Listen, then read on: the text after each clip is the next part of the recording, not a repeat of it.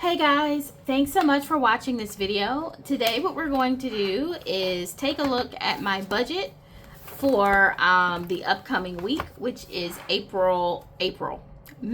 19th, and then do a little bit of reflection on my budget for the prior week. So we're going to actually start with the prior week, which is May 12th, and then we're going to take a look at what I have set up for May 19th, and we're going to do a little bit of a closeout for May 12th. And so I'll show you how I actually close out a week. So let's get started. Let me go ahead and adjust the focus. So let's first talk about May 12th before we set up May 19th. This was a pretty good week. I had a few bills that need to be paid. I did a little mini meal plan over here. I did not have a lot of stuff budgeted because I've said before, the first week of the month is always my busiest week. So this week I just didn't really have that much, which I'm thankful for. I had a no planner supply habit tracker here. Did not meet that. Bought some planner supplies. But yeah, let's just go over my categories. So May 12th, I did some grocery shopping at Publix. I didn't have to buy a ton because I bought a lot last week. I did make an Amazon purchase. I did have an entertainment purchase, and I went way over on entertainment. And then I did not eat out. So pretty good for the week of May 12th. Pretty straightforward. I did keep track of all of my expenses on my expense tracker, and then I use my highlighter to come in and put them in the categories. So when we close out for this week, which we're going to do in just a moment, you are going to see why using a highlighter is so helpful for doing closeouts. So let me go ahead. This zoom is still this focus is still just not where it needs to be. So let's see if I can help this a little bit. Give me just a minute. Okay, that is a little bit better. Sorry guys, just trying to get as much into the screen as I can, as much filmed as I can here for you. All right, so that was May 12th. When I close out a week, what I do is I go to my category tracker at the end of the month, and I make sure that I update the amounts that I spent for that week for every category, right? So I'm going to scoot this over. And the reason this is helpful is that it allows me to track my spending and see trends over a period of time, because at the end of the month, I will use the total column right here, right, to total up all my spending per category, and I transfer that to an annual tracker. And so I'm able to see the patterns, the ups and downs, the trends for all my categories, and it's very helpful. That's what the highlighting is all about, right? If you've ever thought, well, why is she highlighting all this stuff? I'm highlighting it because it's easier to see this at the end of the week or end of the month when I need to do a closeout. So the way I do this is I just come into my expense tracker, and I like to go down the column in the expense tracker instead of jumping all over the place over here on my monthly category, because then I can kind of like lose track of where I am. It just seems to be easier for me to do it this way. So I just start with the first one, which is a business expense. It was $11.10. That's the only one I had for this week. So I come in, we're May 12th, I find business, and I put $11.10. Notice I use the same highlight on my monthly category as I do in my expense tracker. And if I was to flip to the beginning of the planner where I keep my quarterly pages, I'm gonna put my pen there to hold my space. I'll show you that when I set up my planner for the annual, for the year, I use the same highlights, right? So it all matches, okay? And this is what the annual category tracker looks like as I fill it in once the month is over. And so at the end of the year, I'll have, you know, running totals, and I can see ups and downs and trends and all that good stuff. Okay, so that's how the highlighting works, and that's how I use it. So for business, I had $11.10. Then I'm going to come in and add up, using my calculator, I'm going to add up all my hobby expenses. Hobbies for me don't include my planner purchases. That goes under business purchases. $71.73 for hobbies. I find that highlight and I write $71.73. Hobbies are my hobbies. They're things like my adult coloring, so buying all my coloring books, my markers, all that stuff. Reading books. That's how I categorize hobbies. Subscriptions. That's self-explanatory. The only thing that isn't self-explanatory, my total is $42.05 for subscriptions, is that as you're setting this up, you want to be just consistent in how you categorize certain things. And like, I'll give you an example. I have a subscription to Ancestry.com because I have a genealogy business. So I have a subscription to Ancestry.com. Well, technically that's a subscription, right? But I list it under a business expense because that's where it falls for me. But I mean, you could also list it under subscriptions. I just choose to list that as business when I put Ancestry in here. Okay, bills. $37.50. It could be under bills too, right? So I would say there's no right or wrong way when it comes to something like that. Whatever method you choose, you just want to be consistent with it. That's the only thing. That's the only thing I'll say to you. For bills, my total came out to be $202.04. And look, see the difference between how much I pay in bills the first week versus how much I end up paying the second week. I am so heavily balanced, or out of balance, I should say, with my bills being due the beginning of the month. I think a lot of people are like that. But if you didn't know, you can change your bill due dates if it will be more beneficial to you and your budget. Just call your company and ask them to change your due date. I am going to change my due date for a couple of my bills because I don't like having all my bills like that. I like to have them more spread out throughout the month. But that's just me. But you can do that, guys. Maybe a lot of people don't know that, but you can. Okay, so personal. I do have some personal.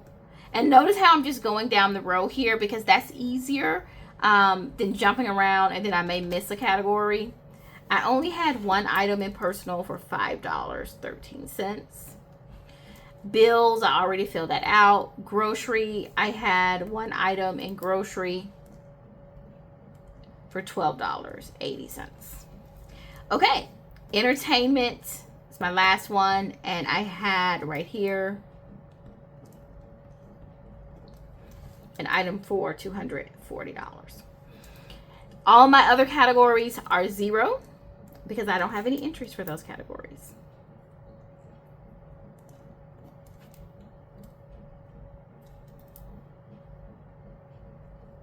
So I just come in and put zero on all of these.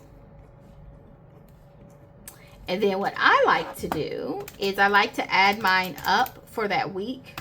So $12.80 plus $202.04 plus $5.13 plus $240.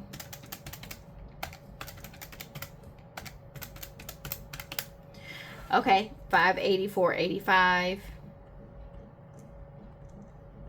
Look at that difference, right? About $600 in expenses week 2, almost $2,200 in expenses week 1. So that's why some of my bills I'm going to change the due dates on them. I just don't like that. That's me personally, though. If you are interested, let me just take a moment to give a public service announcement. If you're interested in any of these inserts, they will be linked down below, or the link to my shop will be linked down below if you're interested in that. I will say that we are coming up into quarter 3. So as part of what I'm doing for quarter 3 is getting a new version of this budget planner ready for 2026. So you will start seeing me use some test sheets, which are not in the 2025 version. But I try to always have those labeled or somehow say this sheet is not going to be in the 2025 version. For example, my monthly category tracker, you notice I just kind of manually write in the total here. 2026 version, I'm probably going to adjust this sheet so that it has a box for the total. Small things like that. Nothing major. If you wanted to go ahead and get the planner, you definitely could and use it. The entire planner is available for you in 2025. And if you wanted to go ahead and use it, you could. You would still get the value out of using it. Okay, so I'm going to go ahead and put this monthly tracker back. I use that every month. So when I move into June, I'll just take this page and put it into June. And that is how I set up that's how I close out a week. I also have in here some small pages. These actually go in my business planner, in the budget section of my business planner. If you've been watching my videos, you might remember that I told you that I am taking my business expenses out of my personal, and for the most part I have. If I have something a little bit unique, you might still see a business expense here or there in my personal side, but for the most part I've taken them out. But I do like to keep these in here so that I can just make sure that my business expenses have been paid out of their appropriate account. So far for May, I have paid for my business these items, and then the rest of this will come out toward the end of the month. Again, so many of my bills are weighted toward that last week of the month or the beginning of the next month. And I did make my business transfer. Okay, so that's all I do. At the end of the month, I'll just take these out, pop them into my business planner for the month of May, and then put in the new inserts for June. Okay, that's how I close out a week. Now, how do I set up a new week?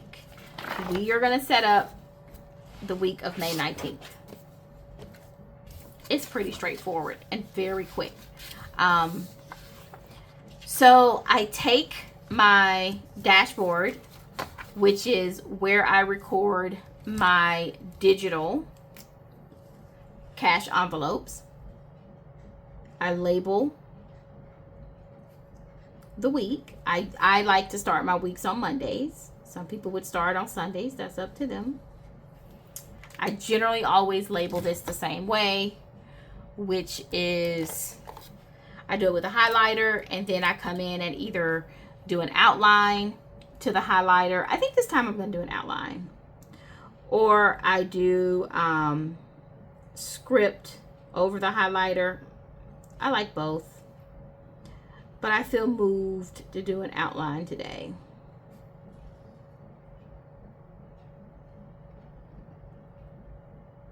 The outline gives me like a whimsical feel, and I kind of like that. So I kind of felt that way today.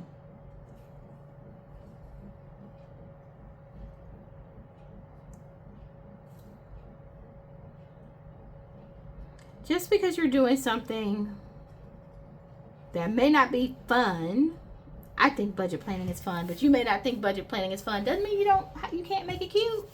So anyway, that's May 19th. Then what I always do at that point is I come in and I put my budget into my digital envelopes, right? So I've said this before. I say it in every video. My budgeting system is a digital cash envelope budget system. A digital envelope system is what I should just say. Because I treat this the same way as if it was a cash envelope, except I don't use cash. I don't use envelopes. So think of each box as an envelope, and if I was setting up a cash system, I would pull out my envelopes at the beginning of the week and write how much money I stuffed in that envelope, right? I'm going to do the same thing. The only difference is I'm not going to use cash. I'm going to treat this as an envelope, write what my budget is as if I was writing it on the back of the envelope, and then I would transfer that money to my variable spending account for the week. And that's what I'm going to do. So May 19th, we are going to do grocery, and I am going to put a $75 budget for grocery. I'm actually not going to use this pen because I use a highlighter. As you know, I put my category highlighter here, and this pen smears a lot. So personal, I shouldn't have too many personal expenses, so I'm just going to go $20 for personal expenses. Entertainment, I went way overboard last week, so I'm going to go $0 for entertainment. Transportation, I am probably going to need to do $15 for transportation, and then eating out, I'm going to do $15 for eating out. So that basically is it. That's all I do really to set up my budget. I am going to try to do no planning supplies again for my habit tracker. We'll see how that works. Bills. So the reason I also pulled out my bills and expenses sheet, this is a sheet that I reference like every week, every month. It is invaluable to have. I think I have this linked for free down below. If you click my link tree, I have a section for free resources, and this template is there. Of course, it doesn't have any due dates or information because that's related to me. It just has the structure and the design. And you're more than welcome to follow that link and download and print it. But so I like to look at this and see what bills that fall into this week, which will go from May 19th through May 25th. And so I actually have several. So right now I'm looking on my personal side. I have Hulu, I have a credit card payment, and I have a Patreon that is coming out. So I'm going to jot those down.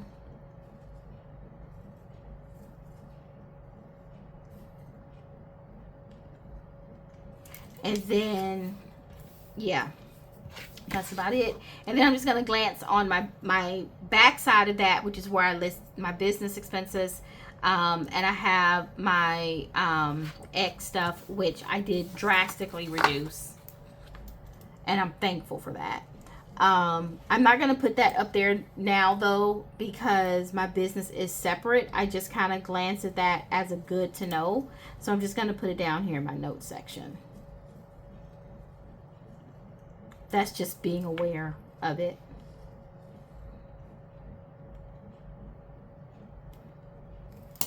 Okay, so that is what this looks like. I'm going to show you another place in my planner where I also sometimes will check to see what I have coming up for this week.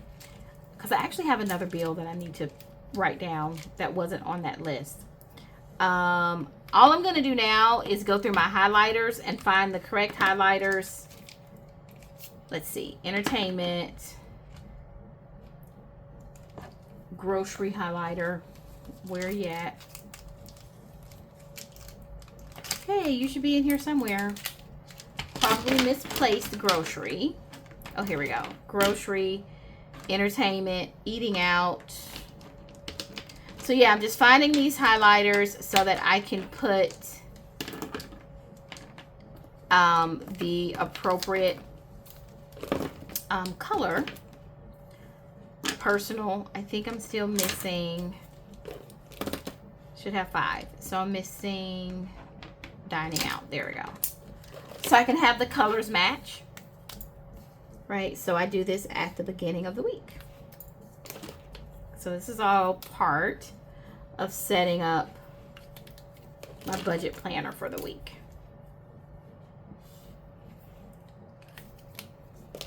Oh, meal plan. I really need to work on eating healthier. I've been eating so bad recently.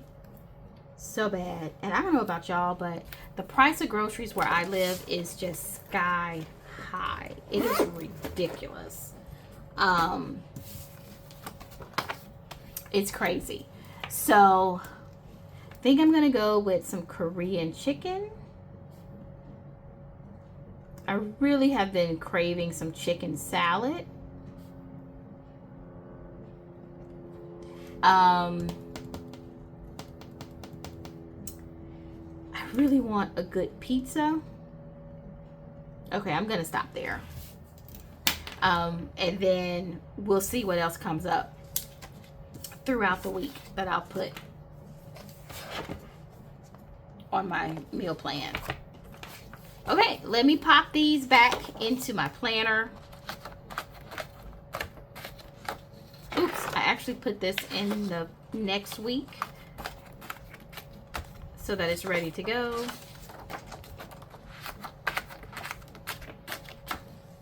All right, so now for May 19th, we are all set up and ready to go. This is what it looks like. I have a nice, fresh, new expense tracker. I have my dashboard with my digital envelope set up, a list of my key bills, a mini meal plan, some notes I need to be aware of, and I have my habit tracker down here, which is a no spend for me, and it's supposed to be no planning supplies.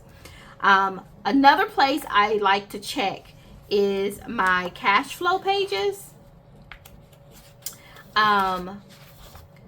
This is a test page, so this is what I was talking about. When I test a new page, I usually have something up here to indicate that I'm testing it. I am testing a bi-weekly paycheck cash flow instead of a weekly, which is what I currently use. So when I originally set this up for May, I set it up as a weekly, as you can see. And I was just having these empty weeks pretty much because my income changed. The way I get my income changed. And I was like, well, do I really need these empty weeks here? And so I figured most people might be in a similar situation. Not that their income changed, but they may not need all those weeks for their cash flow. And so I'm just testing a bi-weekly layout.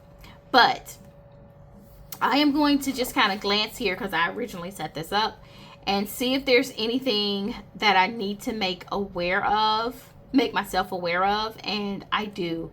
My Alabama taxes need to be paid next week as well. So, see, and I had forgotten to write that down. And I know why. Because, I'm going to show you something. This is why that cash flow is important, guys. Because I know a lot of you may be like, man, why do you need a cash flow and you have your bills and expenses listed and you have your budget? I'm fixing to show you why. You see how I forgot to write down Alabama taxes just looking at my bills and expense sheet? You know why? Because if I look at my bills and expenses sheet, my Alabama taxes aren't due until the 29th, right? But this is for the week of the 19th. So when I just looked at it this way, I was like, yeah, I don't have to worry about paying that now. Or I don't have to think about that now because that's not to the end of the month. However, that's not true. Because I get paid bi-weekly. I don't get paid twice a month. I get paid bi-weekly.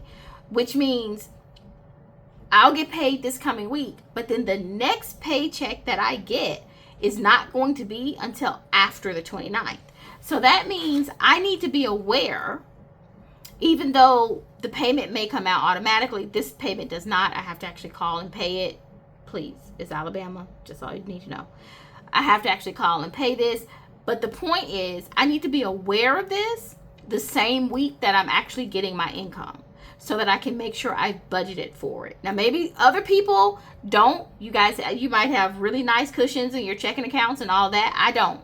So I need to be aware of everything that is coming into my account and maybe impacting how much money I have. So that's why the cash flow is helpful, because here, nothing triggered for me to say, okay, yeah, let me write down Alabama taxes and be aware of that. But when I looked at my cash flow, the reason it triggered for me on my cash flow is because I have my cash flow set up to point out to me that you're getting a lot of income this week. So you're going to have to take this income and you're going to have to pay all of your bills that are going to be due between now and whenever the next time I get paid, which is going to be after the first week of June. And so that's why that is listed the way it is here. That's cash flow, right? Things that are coming out of that funding for me. And that's why this is important to me. That's why I need it. In addition to just having a running list, I need more than a running list. And like I said, I'm testing this template. I have some notes here about designing the template, as you see, and I'm just kind of testing it.